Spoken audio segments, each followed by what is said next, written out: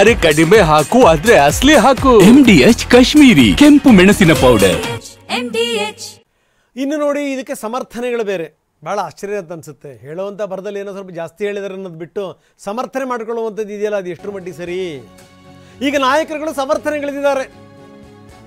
ಅವರ ತಂದೆ first reaction ಕೊಟ್ಟಿದ್ದಾರೆ, BJP ಅವ್ರಿಗಿಂತ ಜಾಸ್ತಿ ಕೆಲಸ ಮಾಡಿದ್ದೀವಿ. ಏನಿದ್ರ ಅರ್ಥ? ಹಾಗಾದರೆ ಮಹಾರಾಜರು BJP ಅವರಾ? ಕೃಷ್ಣರಾಜ ಒಡೆಯರವರು BJPಯಲ್ಲಿದ್ರಾ? BJPಗಿಂತ ನೀವು ಜಾಸ್ತಿ ಕೆಲಸ ಮಾಡೋದಕ್ಕೂ, ನಿಮ್ಮಗ ಒಡೆಯರಿಗಿಂತ ನೀವು ಜಾಸ್ತಿ ಕೆಲಸ ಮಾಡಿದಿರಿ ಅಂತ ಹೇಳೋದಕ್ಕೂ ಏನಾದರೂ ಅರ್ಥ ಇದೆಯಾ ಸಿದ್ದರಾಮಯ್ಯನವರೇ? ಅರ್ಥ ಇದೆಯಾ?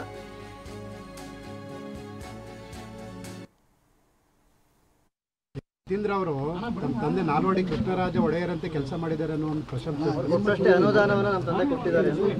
ಬಿಜೆಪಿಗಿನ್ನ ಜಾಸ್ತಿ ಮಾಡಿದ್ದೀವಿ ನಾವು. ಬಿಜೆಪಿ ಅವರು ಏನು ಮಾಡಿಲ್ಲ, ನಾವು ಮಾಡಿದ್ದೀವಿ.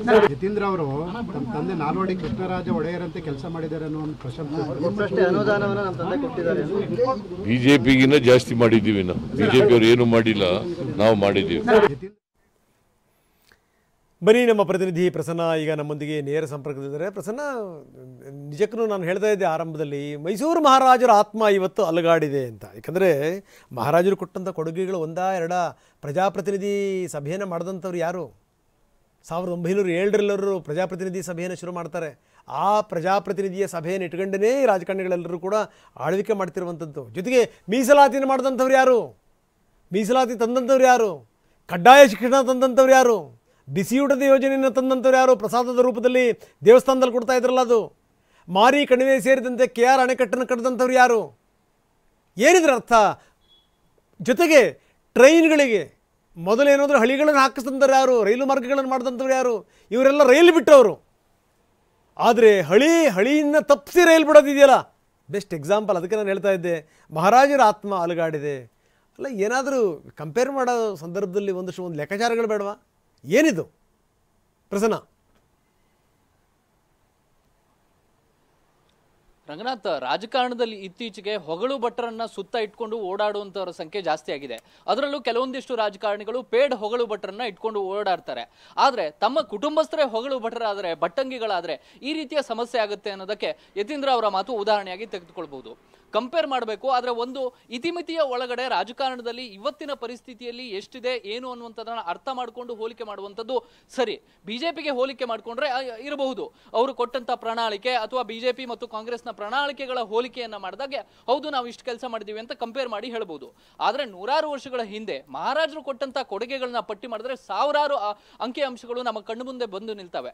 ಬೆಂಗಳೂರಿಗೆ ಮೊಟ್ಟ ಮೊದಲ ಬಾರಿಗೆ ವಿದ್ಯುತ್ ಅನ್ನ ಕೊಟ್ಟಂತಹ ಮಹಾರಾಜರಲ್ಲಿ, ಅಥವಾ ಇವತ್ತು ನಾವು ಒಂದು ಸ್ಮಾರ್ಟ್ ಮೀಟರ್ ಅಳವಡಿಸೋದಕ್ಕೆ ಒದ್ದಾಡ್ತಿದೀವಲ್ಲ ಇವತ್ತಿನ ರಾಜಕಾರಣಿಗಳಲ್ಲಿ, ಅವತ್ತು ಮೈಸೂರು ಮಹಾರಾಜರು ಕಟ್ಟಿದಂತಹ ಆ ಒಂದು ಡ್ಯಾಮ್ಗಳಲ್ಲಿ ಇವತ್ತು ಎತ್ತಿನಹೊಳೆ ಯೋಜನೆಯನ್ನ ಕಂಪ್ಲೀಟ್ ಮಾಡೋದಕ್ಕೆ ಒದ್ದಾಡ್ತಾ ಇರುವಂತಹ 10 ವರ್ಷಗಳನ್ನ ತೆಗೆದುಕೊಳ್ತಾ ಇರುವಂತಹ ನಾವೆಲ್ಲಿ ಈ ರೀತಿಯ ಹೋಲಿಕೆಗಳನ್ನ ಮಾಡ್ಕೊಳ್ತದಕ್ಕೆ ಎಲ್ಲೋ ಒಂದ್ ಕಡೆ ತಮ್ಮ ಇತಿಮಿತಿಯನ್ನ ಮೀರಿ ಯತೀಂದ್ರ ಅವರು ಮಾತನಾಡಿದ್ರೇನೋ ಅಂತ ಅನ್ಸುತ್ತೆ. ನಿಜಕ್ಕೂ ಕೂಡ ಇವತ್ತಿನ ರಾಜಕಾರಣಕ್ಕೂ ಅವತ್ತಿನ ಮಹಾರಾಜರು ನಡೆಸಿದಂತ ಕೆಲಸಕ್ಕೂ ಅಜಗಜಾಂತರ ವ್ಯತ್ಯಾಸ ಇದೆ. ಆಕಾಶ ಮತ್ತು ಭೂಮಿಯಷ್ಟು ವ್ಯತ್ಯಾಸ ಇರುವಂತಹ ಈ ಸಂದರ್ಭದಲ್ಲಿ ನಮ್ಮ ಹೋಲಿಕೆಯನ್ನ ನಾವೇ ಈ ರೀತಿ ಮಹಾರಾಜರಿಗೆ ಮಾಡಿಕೊಳ್ಳುವಂಥದ್ದು ಅಷ್ಟರ ಮಟ್ಟಿಗೆ ಯಾರಿಗೂ ಕೂಡ ಸರಿ ಬಂದಿಲ್ಲ.